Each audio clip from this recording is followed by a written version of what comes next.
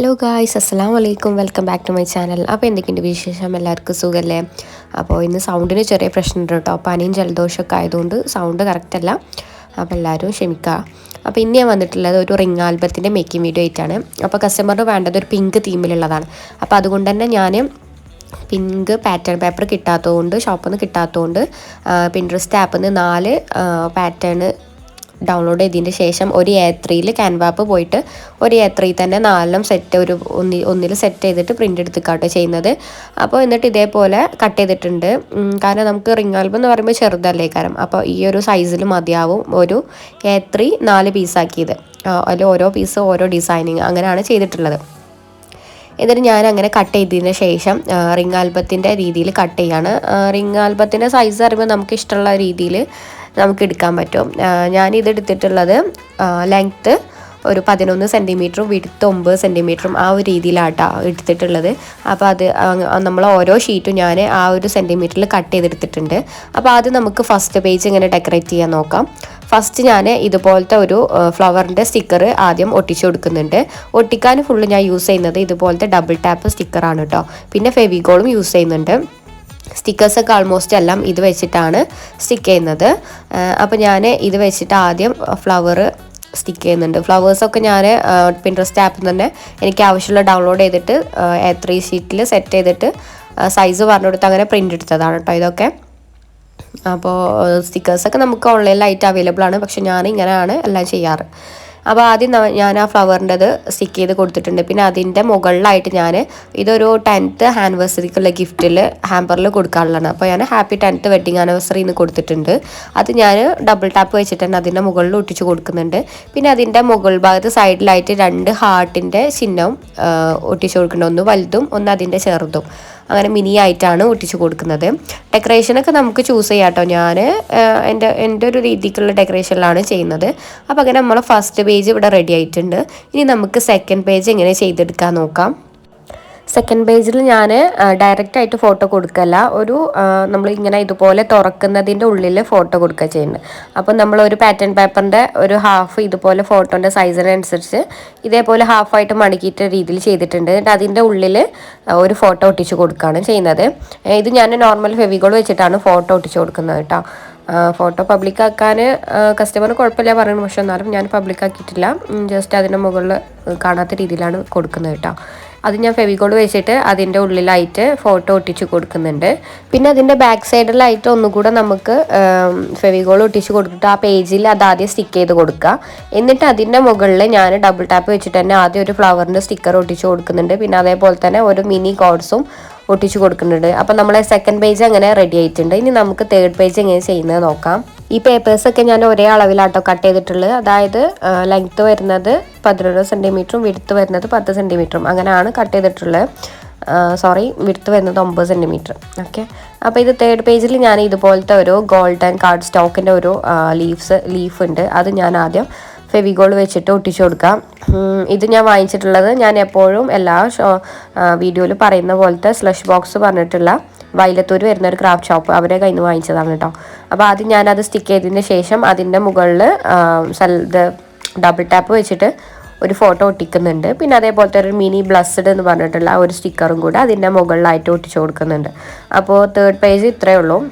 ഇനി നമുക്ക് fourth page എങ്ങനെ ചെയ്യുന്നത് നോക്കാം.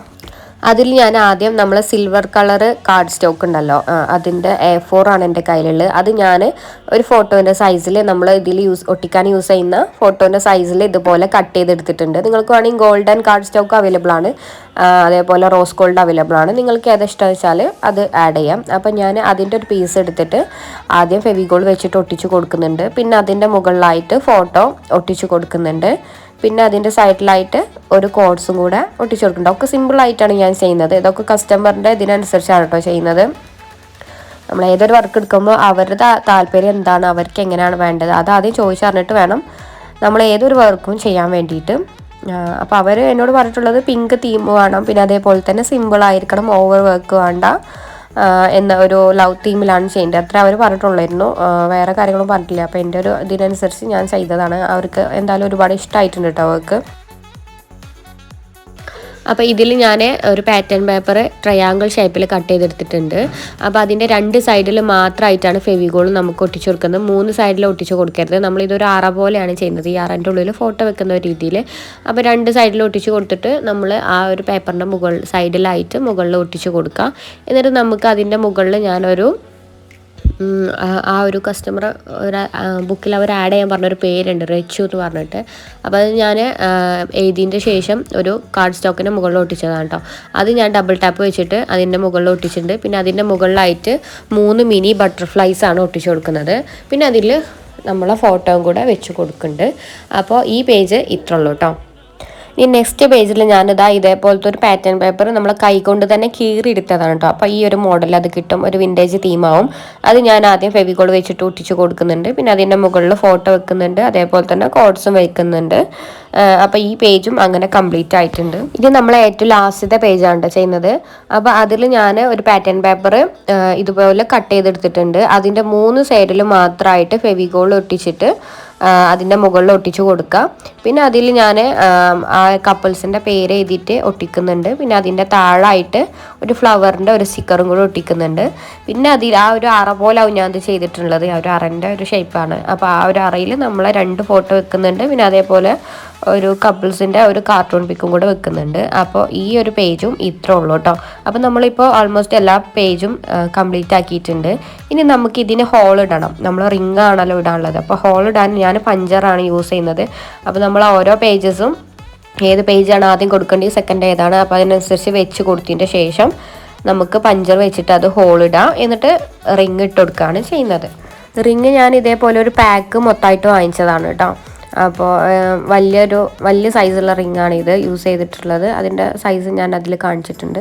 അപ്പോൾ അത് ഇതേപോലെ തുറന്നതിന് ശേഷം നമുക്ക് ഓരോ ഹോളിലും കൂടെ ഇട്ട് കൊടുത്തിട്ട് അത് കുടുക്കി കൊടുക്കുക. അത് ലോക്ക് രീതിയിലാണല്ലോ, ലോക്ക് തുറന്നതിന് ശേഷം ഓരോ ഹോളിലും ഇട്ടിട്ട് അവസാനം ലോക്ക് ഇട്ട് കൊടുക്കുക. അപ്പോൾ നമ്മൾ ബുക്ക് റിംഗ് ആൽബം ഇത്ര ഉള്ളൂ കേട്ടോ.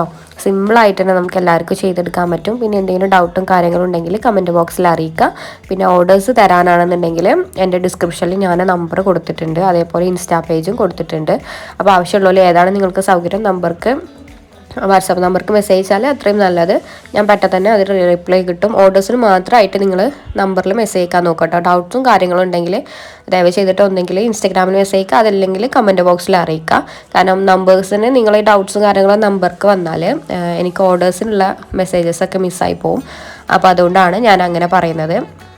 അപ്പോൾ ഇത്രേ ഉള്ളൂ. അപ്പോൾ നമുക്കിത് ബർത്ത്ഡേക്കായാലും ആനിവേഴ്സറിക്കാണെങ്കിലും ഫ്രണ്ട്സിന് ഗിഫ്റ്റ് കൊടുക്കാനാണെങ്കിലൊക്കെ നമുക്ക് ഫോട്ടോസൊക്കെ വെച്ച് ചെയ്യുമ്പോൾ നല്ലൊരു മെമ്മറി ബുക്കായിട്ട് നമുക്കിത് ഒരുപാട് കാലം എടുത്തു വെക്കാനൊക്കെ പറ്റും കേട്ടോ.